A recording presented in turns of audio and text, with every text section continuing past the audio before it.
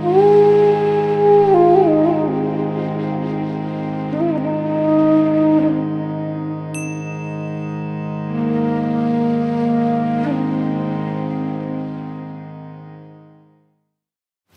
help me to remove everything that's not real.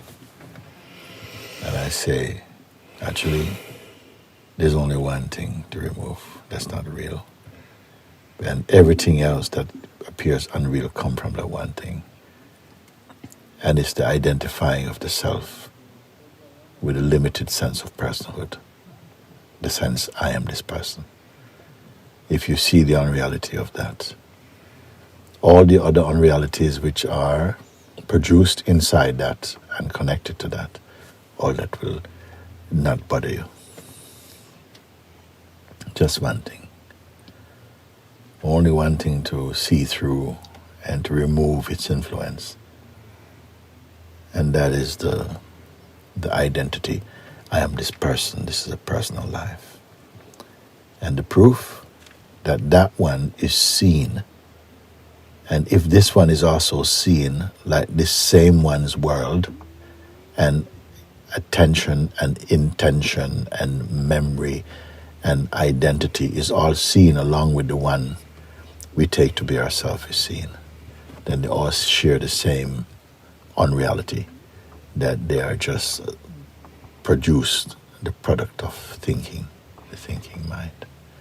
That one's true self is that in which these, including the one we presently and so often imagine ourselves to be, the one who is saying, even please help me to be free from the mind and all realities, that one itself and its unrealities are the same. That which sees it, that which sees and sees this to be true, that is the place of truth. And there's nothing to remove there.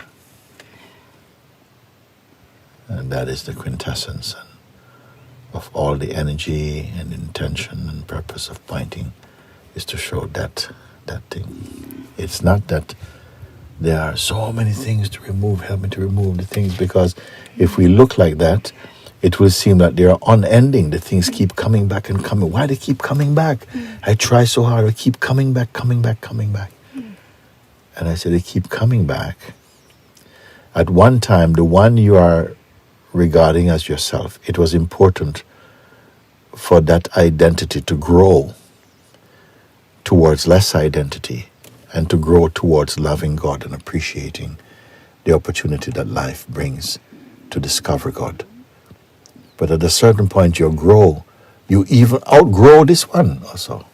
The one who is growing is also itself outgrown. And when it's outgrown, what it means, that it itself becomes something that can be left. It becomes old and forgotten. And what remains here is that which never grows old, which is timeless. And this is the single thing. If I had to put my teachings in a nutshell, what I'm pointing to in a simple nutshell, it is just what I'm sharing now. It's just what I'm sharing now. You are already the best thing in the world. And the best thing beyond the world. You're already this. We are already that. In the essence of ourselves.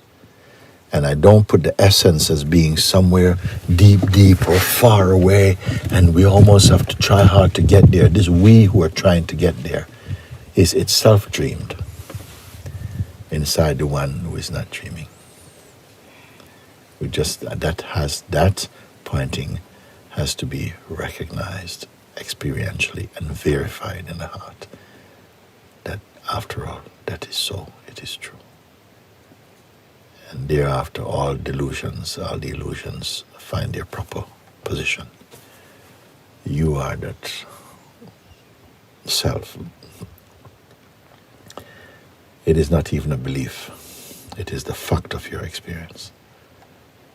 But it can take a human being a very, very, very long time. A human being the self in this theatrical performance, the world being the stage, and the consciousness taking on the persona of the body and the personal identity, and playing the drama called, help me to overcome the world which has become troublesome for me.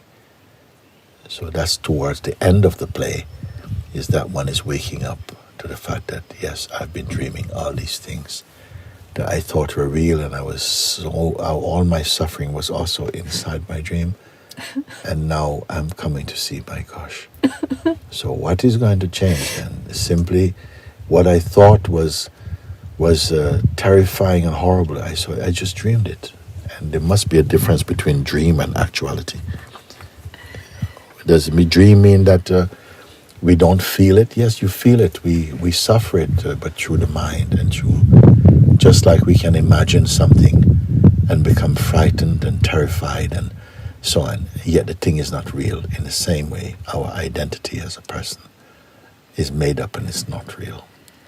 And how to get beyond that, if that is so, then we must sit and look again through the lens of the pointing that's showing you all these things you can see.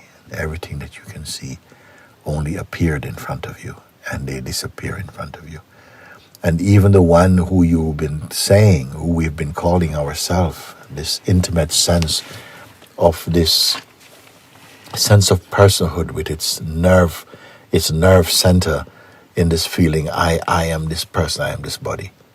And that also is an experience. It is experiencing its own projections, but it itself is experienced and seen in the great space. This is the truth.